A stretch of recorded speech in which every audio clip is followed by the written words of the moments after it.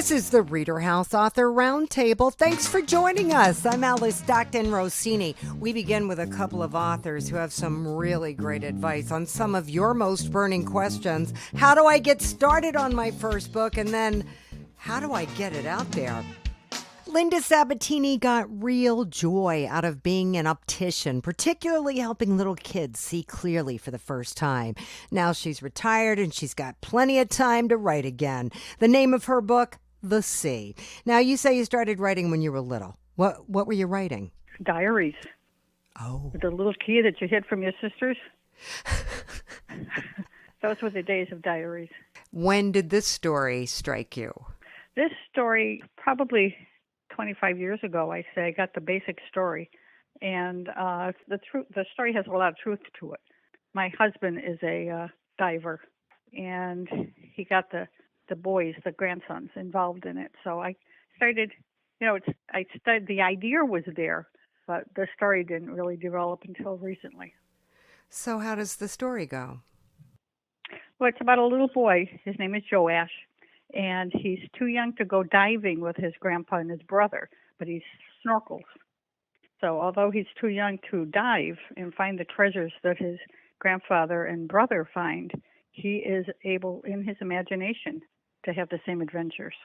Okay. He's too young yet, so he dives around with them on the surface while they're underwater. And then when they find the treasures and things, he gets as much excitement out of the treasures they find, be it a fishing lure or whatever it is. And so in his imagination, he can dive. What are some of the treasures they find? In real life, they have found anchors and, of course, old bottles, golf balls, fishing lures, fishing nets, things of that nature. One of the ones in the book is an old shoe. So it's an old tie shoe. In fact, I still have it. And, it's like, wow, where's the other shoe? How come the kid lost the shoe? You can tell it's an old-fashioned shoe because it's like a Buster Brown type shoe.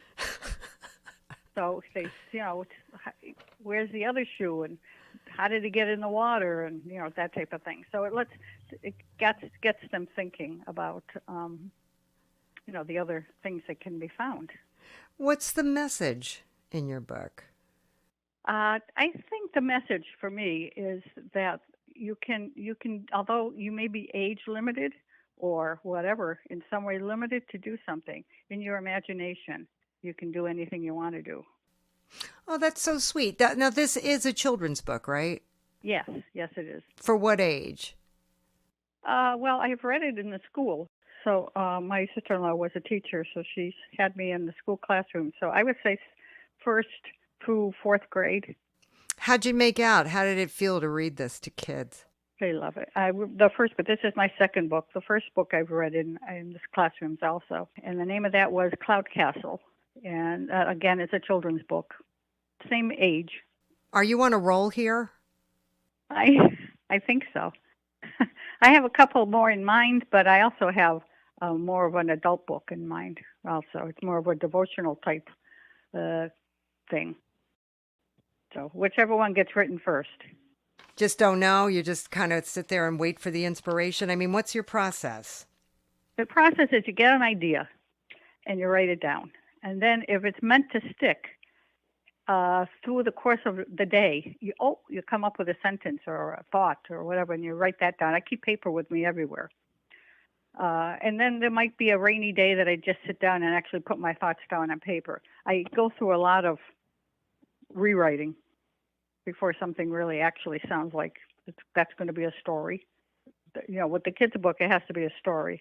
If you're writing a novel or something like that, it has to have a beginning and an end and a middle in there, So it takes a lot of rewriting. For me, I go through the process. I don't put it on the computer until it's more concrete in my mind. So are you writing it freehand? I write freehand, yes. Oh my gosh. Yes, I write freehand. Does that help you through the process? It does. It helps me thinking, and I write down a sentence. I say, well, that's stupid. And I cross that out, and I rewrite it. I always use pencil, and I have my yellow lined paper. With the two books I've just written, that I've had published, I had written a concrete idea, like I said, years ago. And then when you're busy, you have kids, you have grandkids, you have work, you have all kinds of stuff. It wasn't until I retired and I had mentioned to a girlfriend that I had kind of like written 2 books, but I'd like to get them published. And just saying those words made me go to it and look into what it would be to actually publish something. And then it made me sit down at the computer and really write the book. When you're writing freehand, like people used to write, Yeah. I always felt like the words, I can't write them down fast enough. Well, that's true. Yes, you have to write fast. Oh, I have my own way of abbreviating things. I mean, if somebody picked up something I wrote, they wouldn't even know what I said. Kind of abbreviate. This helps you formulate your ideas, formulate Yes. the story, and then you put it in your computer. Yes. And you're still, you put it in the computer, you're still rewording things. Yeah. It's been said, writing is rewriting, and any well-known author will tell you that's true, but I don't think people believe it. I've talked to people who go, well, I woke up in the middle of the night and the words just came to me and, I sent it in. Wow. That's not what you would advise, is it? Well, it isn't, unless after you wake up in the morning and you wash your face and it still makes sense to you, then I'd say, okay, go with it. But an idea will come to me, a sentence will come to me, but the whole process, no. It has to, well, for instance, there's a fish in this book. The sea is about a child that's swimming underwater. So there was one particular fish. We have to do a little research. I wanted to make sure there was such a fish. And what do you look like? So you have to stop and kind of make it real, even though it's an imaginary, it's not a real story. You have to there were parts in the story that you have to make sense. So you thought of this story, what'd you say, 20 years ago? Yeah, I would say so, because my husband got into diving, and so he loved the water, and I could just picture him swimming around. I used to go with him, but I didn't go diving. When the grandkids got old enough everybody swam, but they wanted to go diving also. So then it just formulated more. So then you took what you had already written so many years ago, and then you got more specific and started looking things up. Correct. Like the cover of the book is a picture that my grandson drew when he was like in 2nd grade. He's a sophomore in high school now. And when I saw the picture, it's a picture of a boy's face who's got a snorkel thing on. And I had said in my head, I'm going to save that picture. And it became the cover of the book. Now, I would say 15 years ago when you drew the picture, I wouldn't have thought of that. But I dug out the picture because the story goes with the picture. That is so sweet. You've just given first-time writers some very good advice, I think. Oh, good. I hope so. Because, you don't know where to begin. You get a story and you think it's a story, but really it isn't, until you kind of have a beginning and an end, and you have to have a purpose for the story. And pictures help, background helps, and in this case, it's personal because a lot of the parts in the book are real. The first book was purely fast imagination and fantasy, but this has a little more reality to it. I mean, you can swim and you can snorkel and you can find things in the water. I mean, they found a necklace one time and they spent the afternoon trying to figure out who lost that necklace. Oh, I love it. It could have been from the Titanic. Remember that movie? And then the lady with the necklace. Right. I mean, it's covered in slime and sludge, and we washed it off. And I saved all these little things that they have found. But the shoe was the thing I think that really triggered a big excitement for them. Sure, just holding that shoe, you can imagine who might have worn it. How old were they? What did they do? Were they on a ship? What kind of shoe was it? Yeah, I can imagine. Yeah, you're really lucky that you have a school that you can go to, because that's the hardest part for so many authors is getting the book out there.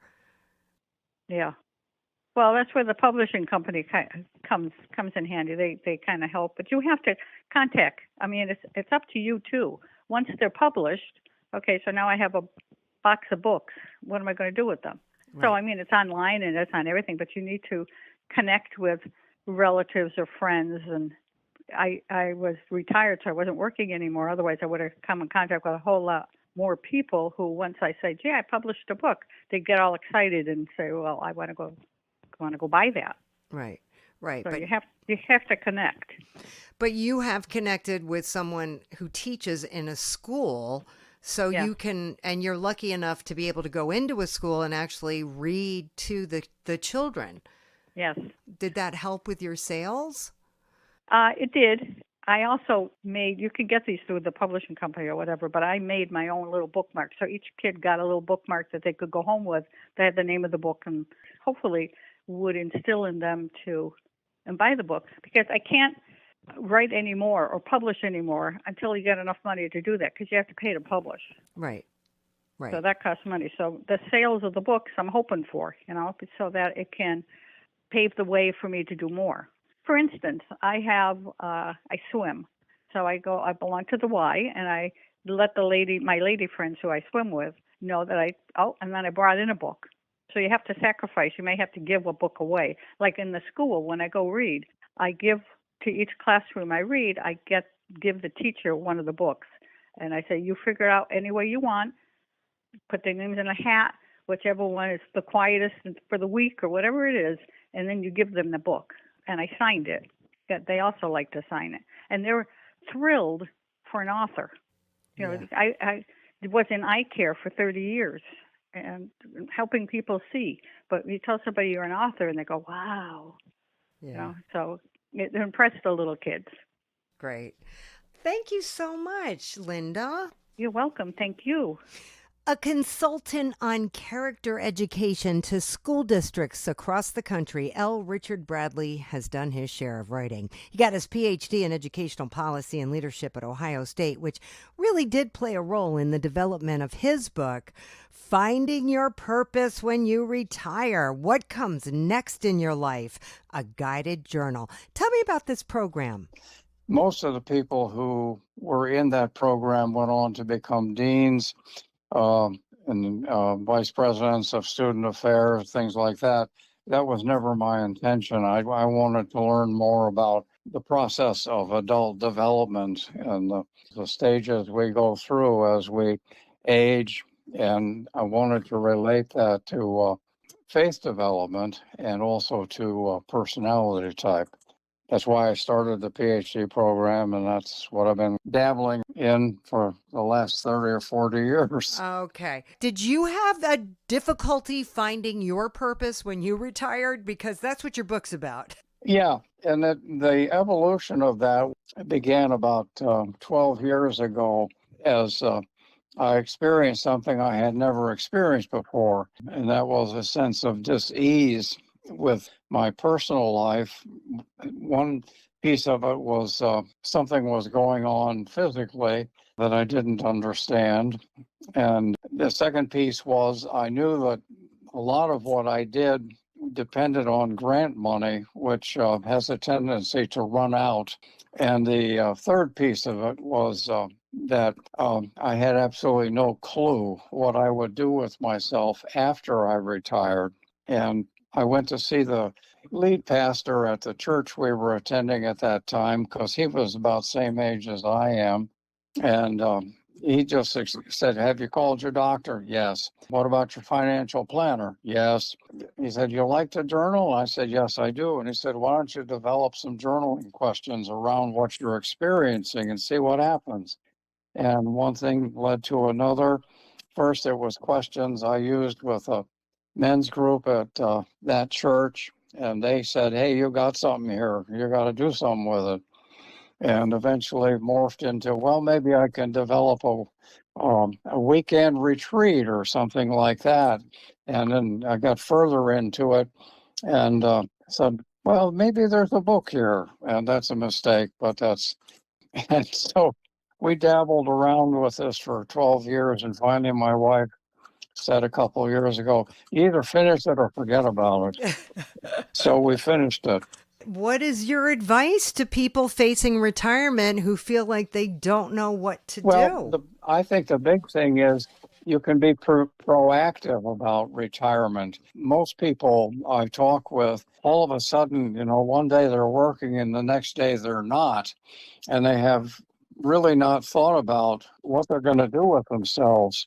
And what I've done is to try to develop some strategies that help people think proactively, get ready for retiring. It's going to happen. And if you kind of have a sense of where you are in your life now emotionally, retirement is a big emotional thing. It involves your health, but it also involves finances. But the big piece that nobody talks about is the emotional side of it. What are you going to do with yourself? How are you going to find something that gets you excited and gets you out of bed in the morning? And that's what the book is about, finding that one thing. I call it your own best fit retirement. There are lots of options out there, but I would like to help people create the one that fits best for them. And then live it, be happy, be excited, and make the most out of the final years of your life. So that's kind of the goal here. What would you say is the biggest hurdle most people face? Initially, the biggest hurdle is the loss of identity. And I saw that with my grandfather. One day he was vice president of an advertising agency in New York City that he helped to found. And the next day he was sitting around in his apartment and could not figure out for the life of him what to do. And it's that loss of your friends are there, where you worked, your professional identity. People say, well, who do you work for? What do you do? And that's gone. Yeah. So I think the biggest hurdle is people don't know what to do. They don't know who they are anymore or what they're going to do. And my goal was to not only solve that problem for myself, but see if I could help other people. And you would say journaling is a good place to start. Well, the journaling strategy helps people get a little deeper into who they are. And there are three pieces that are really important in this. The first piece is, where am I now? And the second piece is, how did I get here? When corporations want to change directions, they do so by first describing accurately, where are we now in the marketplace? And how did we get here? And then where do we want to go? There's a richness to where we've been that helps to shape and maybe guide that process into, okay, based on all the experiences and all the people that we've met, all the good stuff, all the bad stuff, what's going to be the next big thing for me? It doesn't come out of a vacuum. It's that next big thing is built on how you got to where you are today. Can you give me an example of one strategy? Yeah, the strategy is, what have I always wanted to do, but never had the time to do because I had to make a living? And when we decided what we were going to do to make a living, we intentionally left some things behind that we were really passionate and excited about. Things that, we really someday maybe I'll be able to do something with that. Well, now you're retired. Now you have time to do something. So the big ideas for what might come next for you will potentially emerge from this thing that you cared about back in your 20s that you didn't have time to do. And it will keep bubbling up throughout your life. And now you have a chance to do something with it, and usually involves service to other people. And so what you're going to do, and the strategy here is to use the journaling process to go back and say, what were those things that I cared about way back when? And did they keep coming up and what throughout my life? And okay, now what is it today that I care about? And then I look for what I call your leading. Quakers have instead of talking about a calling, Quakers talk about leadings. And those leadings come in a spiritual sense, they come from God. But I tried to be as broad as I could in the language here in the book so that I don't turn people off by sounding overly religious. But my goal is, okay, let's explore the things you feel led to do. Leading is not something you just want to do because it sounds cool. Your leading is something that you are so drawn to that it keeps coming back until you finally say, I'm going to have to try that. As a friend of mine said, if you feel called to do something that makes absolutely no sense, that's probably your leading. I love it. How are you telling people about this book? The guy who 12 years ago encouraged me to write the book is also now retired. And he and I have stayed in close touch over the years. And he's a retired minister, as am I. He's got good contacts around the country. And so he's helped me. But I'm also trying to make contacts through other people that I know. I just did a presentation for our local library, and that is a foundation for hopefully doing some things with other libraries in the greater Columbus area. But I've also convinced my financial planner that this is an important part of the retirement plan, that, they do the financial stuff, but I've convinced him that they're missing a piece. And so they're going to sponsor a workshop next April. They're going to have a dinner party, and I get to be the speaker, and we'll talk about the emotional side of retirement. So I'm doing my best to get the word out. And I did send in information to some of the book gatherings, like a New York State Library Association and ALA. So I'm trying to get my book and my name out there, but I think this is a slow process. I'm telling you, though, there's a lot of people in this retirement age, right? The baby boomers, the end of the baby boomers. There's a lot of people who need this book, and I have a feeling you're on your way. We're working on it. Thank you so much, L. Richard Bradley. Okay, you'll be good. LB Mack has been writing since she was a teenager, and a decade later, she's diving into publishing, bringing her fantasies and some admirable, powerful alpha women to life in her book, Servant Stoneguard, Queens of Frasier. I'm a big fan of, classic fantasy stories like Lord of the Rings, obviously that's like the big one. Right. Yeah, I've always loved like animals and magical creatures, so I of course packed my book full of mythical creatures and weird magical circumstance and stuff like that. What's the basic story here? So it's a fantasy novel, of course, about lady knights and magic and of course dragons and mythical creatures. The first book follows 5 main characters as they discover some mysterious events have been happening in their matriarchal city. There's Edita, who's like a fighter and a trooper of Belleroyd, so she's like one of the guards of the city. There's the Queen, Anest, who has got some like sinister, goings on, because she's got all this political power and she's like young and a new queen. And then there's her sister Seren, who's the second in command to the whole political stuff. And then there's Bevan, who is Anest's girlfriend. So she's like she's the head general of like the troopers.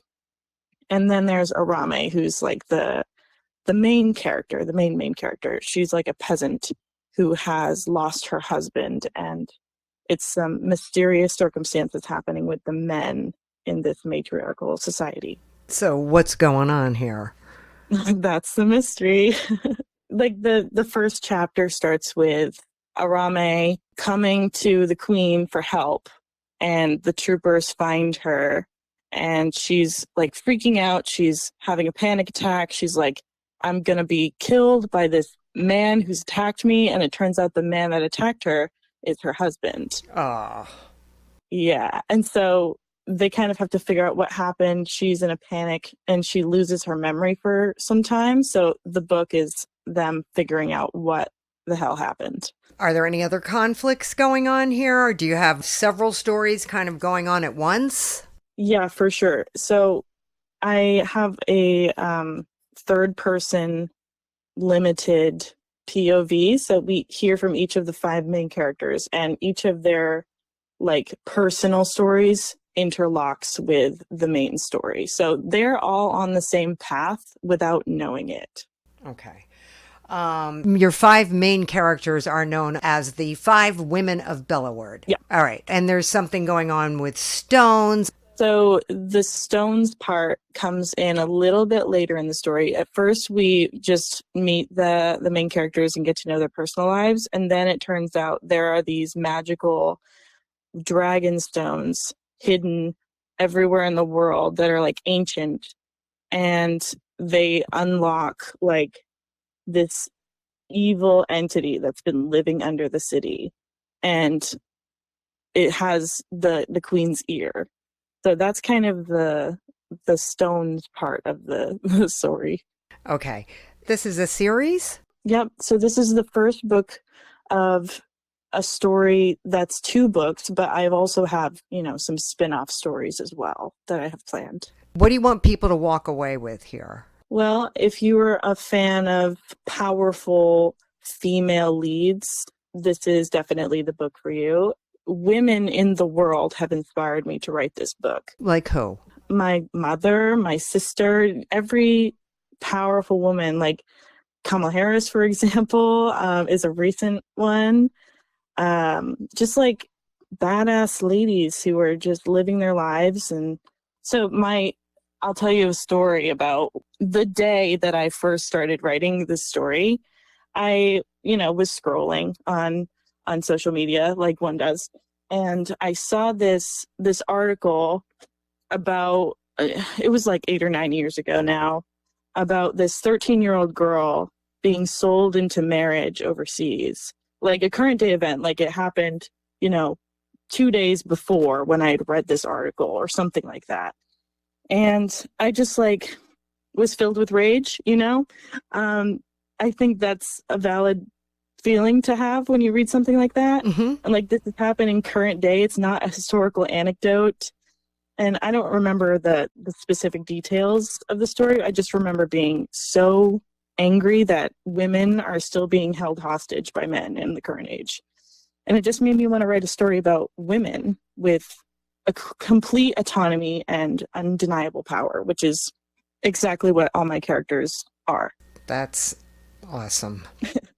I take a lot of inspiration from Amazonians, of the Society of Roman Women. In the DC comics, it's Wonder Woman's island, Themyscira, and it's an island completely of women. And there's also the Hunters of Artemis of Greek mythology. I'm a big mythology buff, and any mythology that has to do with women, particularly women with power and influence, I am obsessed with.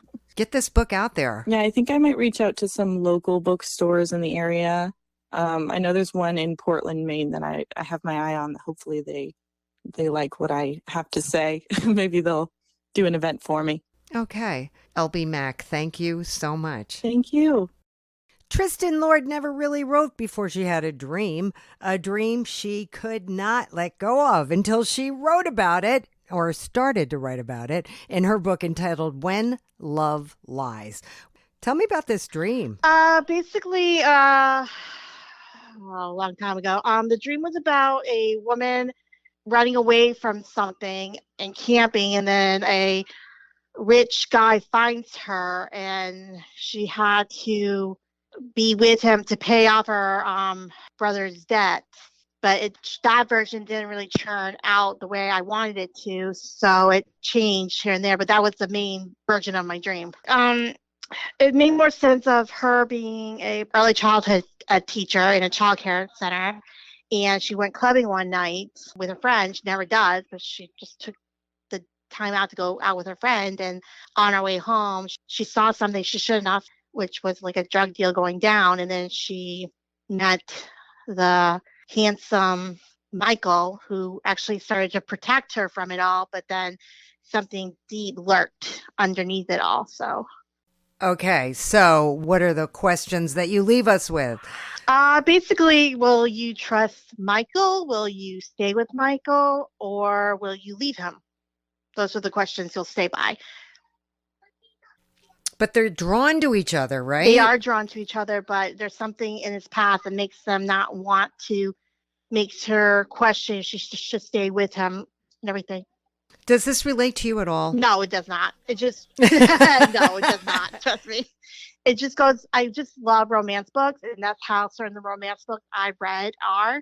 Well, not kind of like this, but like usually the heroine is a young girl drawn to a handsome, rich, younger man, and he's haunted by demons of his past, and she's there to sort of like show him that he doesn't have to be haunted. He can actually learn to love and be loved by somebody, and that's sort of where I took mine.